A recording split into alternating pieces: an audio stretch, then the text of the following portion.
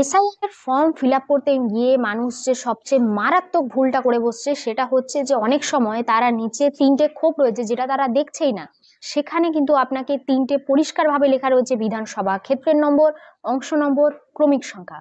বিধানসভা ক্ষেত্রের নম্বর এবং অংশ নম্বর কোথায় পাবেন? 2002 এর লিস্টে যে আপনার নাম রয়েছে ঠিক সেই লিস্টের পাতার উপরে বিধানসভা ক্ষেত্রের নম্বর এবং অংশ নম্বর পেয়ে যাবেন। ক্রমিক সংখ্যা যেটা আপনার নামটা এক্স্যাক্টলি কত সিরিয়াল নাম্বারে রয়েছে সেটা কিন্তু পরিষ্কারভাবে লিখবেন।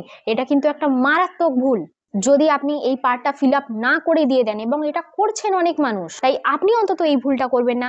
এসআইআর ফর্ম ফিল আপের যে সম্পূর্ণ প্রসেস সেটা নিয়ে ডিটেল ভিডিও দেওয়া আছে, প্লিজ একবার দেখে নিন। রিলেটেবল ভিডিওতে লিঙ্ক আছে, কমেন্টে ফার্স্ট কমেন্টের মধ্যেও লিঙ্ক পেয়ে যাবেন। আশা করছি আর কোনো অসুবিধা থাকার কথা নয়। পুরো ডিটেল প্রসেস বুঝিয়ে বলেছি। 2002 এর লিস্টে যাদের নাম ছিল, 2 এর লিস্টে যাদের নাম ছিল না তারা কিভাবে ফিল আপ করবে, প্রত্যেকের নিয়ম ইন্ডিভিজুয়ালি বলা আছে। এরপরেও যদি কোনো কোয়ারিজ থেকে থাকে ডেফিনেটলি কমেন্টে জানান, আমি কিন্তু প্রত্যেকটা কমেন্টের ডিটেলে রিপ্লাই করার চেষ্টা করছি। যদি কন্টেন্ট ভালো লেগে থাকে তাহলে কিন্তু অবশ্যই চ্যানেলটা সাবস্ক্রাইব করবেন এবং পাশে থাকবেন এইভাবে। খুব ভালো থাকবেন, সুস্থ থাকবেন, নমস্কার।